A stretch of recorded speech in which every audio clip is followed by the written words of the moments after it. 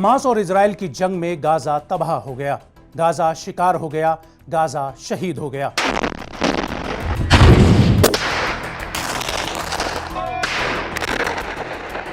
अपने नागरिकों की हिफाजत करते करते वो मलबे का गुबार बन गया।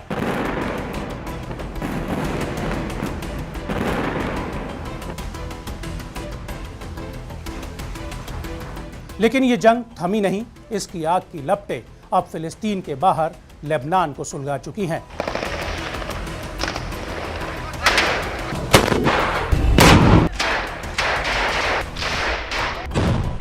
किसी भी वक्त इजराइल और हिजबुल्लाह के बीच लेबनान से जंग शुरू हो सकती है।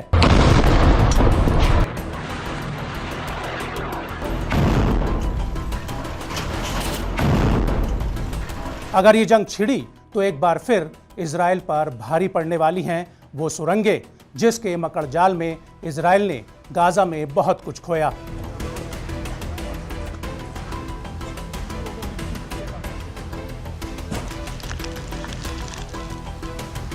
क्योंकि इस बार इजराइल का सामना हमास से ज्यादा एडवांस सुरंगों से होगा, जिनकी गहराई और लंबाई अनुमान से भी ज्यादा है।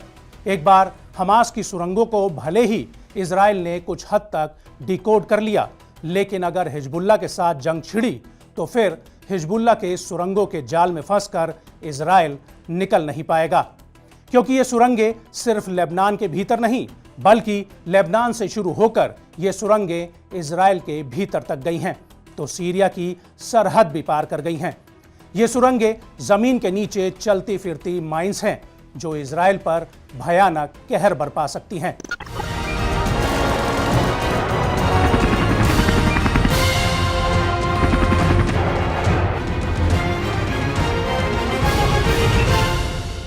नमस्कार, मेरा नाम है सचिन यादव। आज बात हिजबुल्लाह की और हिजबुल्लाह की उन सुरंगों के नेटवर्क की, जिसमें एक बार इजरायली सेना अगर फंस गई तो फिर वो खुद का पता ढूंढती रह जाएगी।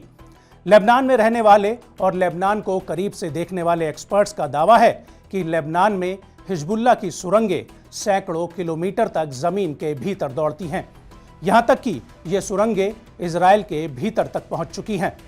हिजबुल्लाह का कोई भी लड़ाका कंधे पर रॉकेट लॉन्चर रखकर आसानी से इजराइल पर रॉकेट फायर कर सुरंगों के रास्ते गायब हो सकता है, जिसकी भनक तक किसी को नहीं लगेगी।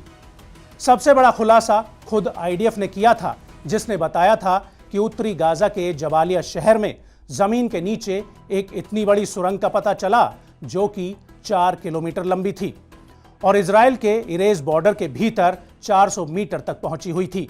यह सुरंग इतनी बड़ी थी कि इसके भीतर मोटरसाइकिलें भी आसानी से चलाई जा सकती थी। हालांकि आईडीएफ ने यह नहीं बताया कि क्या इन्हीं सुरंगों के जरिए मोटरसाइकिल पर हमास के लड़ाके 7 अक्टूबर को इजराइल में दाखिल हुए थे। बहरहाल, गाजा की सुरंगों की कहानी अब इतिहास है। हिजबुल्लाह की सुरंगें वर्तमान है, जिन पर इजराइल और हिजबुल्लाह दोनों का ही भविष्य टिका हुआ है। लेबनान में हिजबुल्लाह सुरंगों के नेटवर्क पर बहुत पहले से काम कर रहा है और हिजबुल्लाह सुरंगों का नेटवर्क बनाने में बहुत आगे निकल चुका है। दक्षिणी लेबनान में सुरंगों का एक ऐसा नेटवर्क है जो न सिर्फ बहुत गहरा, बल्कि हमला करने, भागने छिपने और बैलिस्टिक मिसाइलों को जमीन के भीतर इधर से उधर ले जाने में सक्षम है। इजरायली सेना को घेरने के लिए लेबनान में हिजबुल्लाह ने बेरूत से इजराइल के बॉर्डर से 3 किलोमीटर नजदीक तक सुरंगों का एक ऐसा जाल बुना है, जिसमें फंसने के बाद बचना नामुमकिन है। इन सुरंगों में हिजबुल्लाह ने हथियारों का जखीरा तैयार कर रखा है।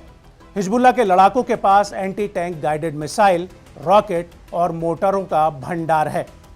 इसी डर की वजह से इजरायली सरकार ने उत्तरी इजराइल के इलाके में, यानी लेबनान से सटे बॉर्डर इलाके में हजारों इजरायली नागरिकों से जबरन यह इलाका खाली करवाया है और वो पूरी ताकत से सीमा पर लेबनान से किसी भी हरकत पर नजर बनाए हुए है, ताकि अचानक जमीन के नीचे से हिजबुल्लाह के लड़ाके न निकल आएं और फिर दोबारा से 7 अक्टूबर जैसा दूसरा कोई कांड ना हो जाए।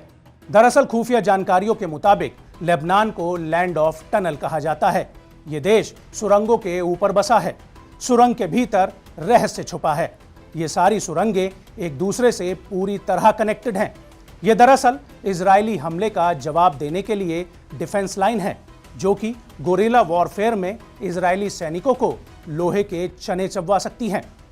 इजरायली सैनिकों ने अगर लेबनान पर हमला बोल भी दिया तो उन्हें नहीं मालूम होगा कि जिस कब्जे वाली जमीन पर उनके सैनिक चल रहे होंगे, उन सैनिकों के बूट के नीचे मौत पहरा दे रही होगी। दक्षिणी लेबनान में हिजबुल्लाह ने जमीन के नीचे 45 किलोमीटर लंबी सुरंग बना रखी है, जिसका पता किसी को नहीं है। इस सुरंग को अटैक टनल नाम दिया गया है। इसमें मीडियम साइज के ट्रक भी चल सकते हैं। उन ट्रकों में लॉन्चर फिट किए जा सकते हैं। इसके अलावा लेबनान के गांवों के नीचे टैक्टिकल टनल बनाई गई है, जिसमें हिजबुल्लाह के लड़ाके आसानी से मोटरसाइकिल तक चला सकते हैं। ये लड़ाके वहां से रॉकेट फायर कर वापस आसानी से सुरंग में लापता हो सकते हैं और जरूरत पड़ने पर फिर बाहर निकल सकते हैं। तो वहीं सबसे खतरनाक सुरंगें हैं एक्सप्लोजिव टनल्स। दरअसल इनका इस्तेमाल इजराइल की जमीनी सेना को उड़ाने के लिए किया जा सकता है। इन सुरंगों में बारूद लगाकर इन्हें डेटोनेट किया जा सकता है। ऐसी सुरंगें भी दक्षिणी लेबनान में बनाई गई हैं।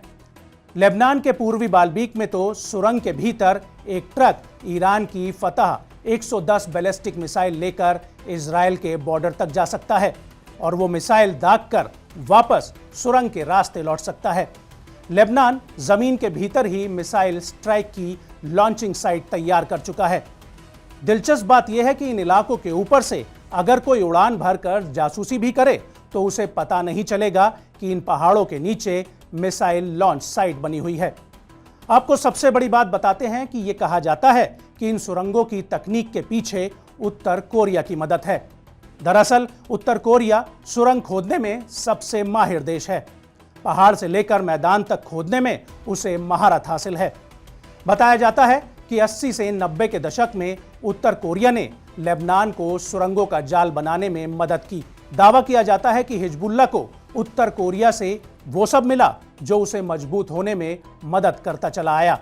हिजबुल्लाह की सुरंगों के सफाई के लिए ही साल 2018 में इजराइल ने ऑपरेशन नॉर्दर्न शील्ड चलाया था, जिस दौरान दक्षिणी लेबनान से उत्तरी इजराइल के भीतर तक बनाई गई सुरंगों को नष्ट किया गया था।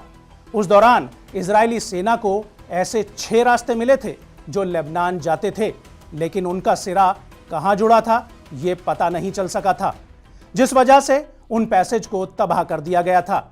लेकिन खतरा अभी टला नहीं है।